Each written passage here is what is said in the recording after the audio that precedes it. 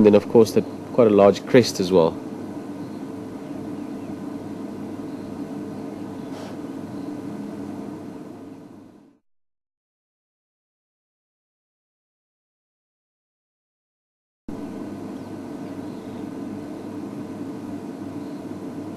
That was interesting behavior, because it's typical feeling would be that it's a young one getting fed by an adult, but if you noticed, it was actually the one on the left putting its beak inside the one on the right hand side. So I think it was more a social interaction behavior between the two rather than an actual feeding.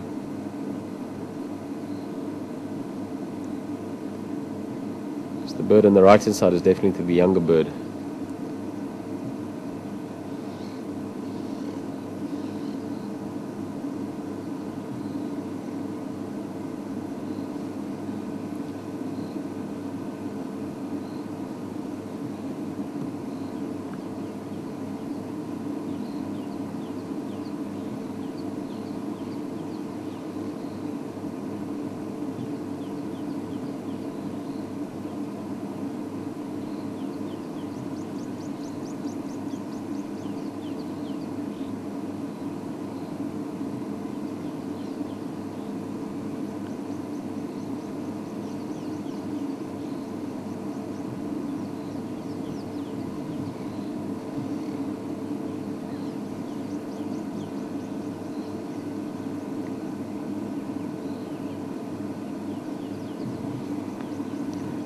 Stunning early morning setting.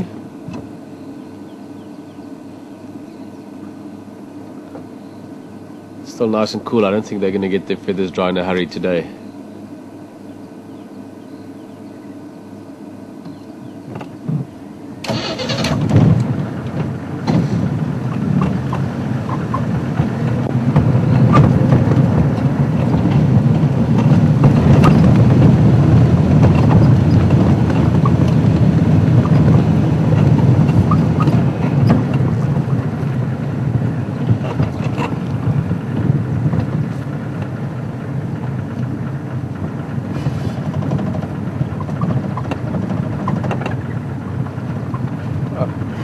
This track's a very fresh rhino track there.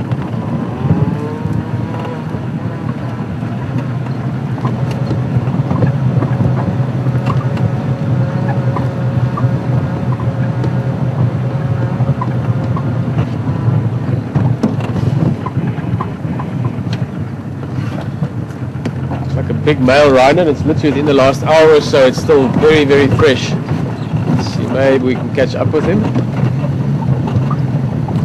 See if we can hear Haley better now. The radio wasn't working too well just now. Haley.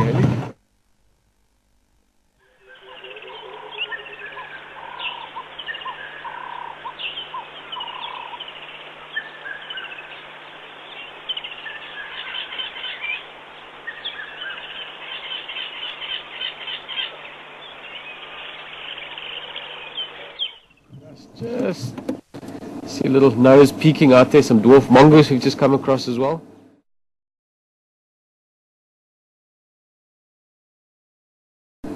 Give a couple of minutes to them. Also answer that question Pat was just asking. She's from the Midwest in America, or in the USA. Just asking about baby impala. She noticed something on a wildlife camera that seems they get picked on by larger animals. I wouldn't say necessarily picked on, Pat. It could be a curiosity, the same as you find sometimes young impala, for instance. Let's say males from last year's bunch will walk up to babies and sort of sniff them and just check them out. They're new arrivals, they're new life around, and you can imagine if you're a zebra and you're quite used to seeing impala and suddenly you see a very small miniature version of an impala, it might be something you find curious. So it's probably more a curiosity rather than an actual picking on. The only time when it really happens that different herbivores will really fight with each other is during drought season or very dry times where there's serious competition for resources, when the food is low and there's not much water. But I think the behavior you noticed probably was more just a sort of curiosity, and animals have got a bit of extra energy now so they can play around a little bit.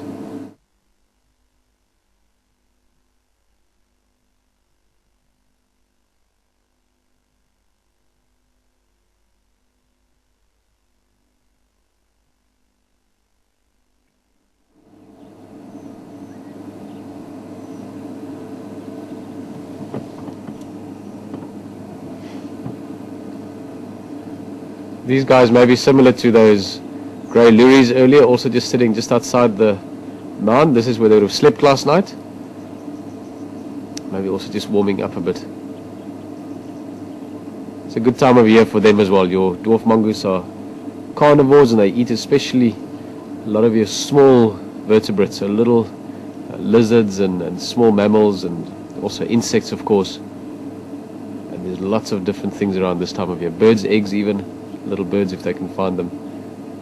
So they can afford to just take it easy a little bit. They know that once they go foraging, they'll find food.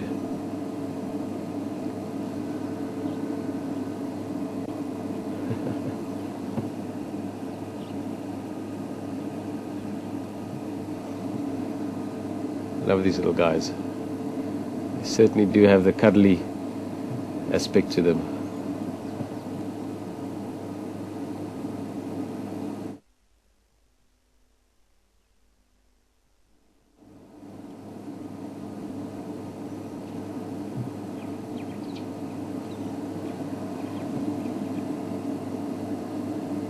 Oh, look at the little ones, Alex. Just running out in the foreground here. You see away from the... Yeah. Oh, fantastic. Jeez, these are the smallest ones I've ever seen. They must literally be a few weeks old. Ah, I'm sure everyone is loving this. Not often you get to see them so small. This group obviously not too worried about us. We're sitting far enough away. And because of that, the little ones. I'm not quite sure what you call baby mongoose actually. If anyone out there knows for sure, let us know, please. Guess you could call them kittens.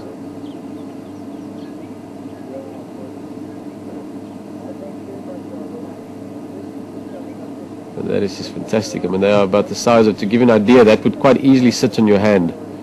The little one fits on your hand quite comfortably.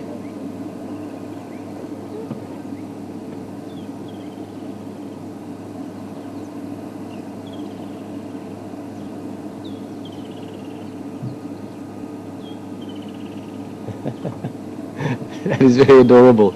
Like I said, I've never seen them this small. I've seen suricats or meerkats this small, but not with your other mongoose species before. This is really cool.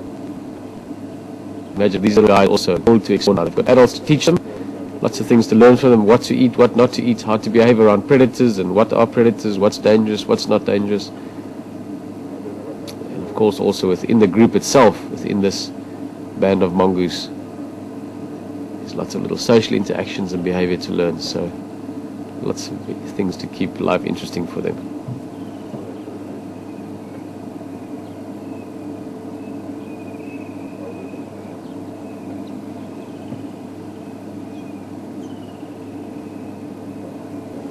This is beautiful. They're sitting up nice and in the open for us, in that lovely lush summer background.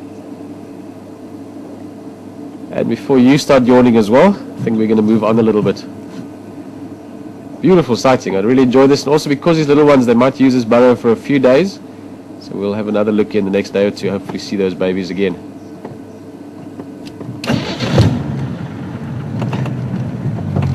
That was fantastic. Jeez.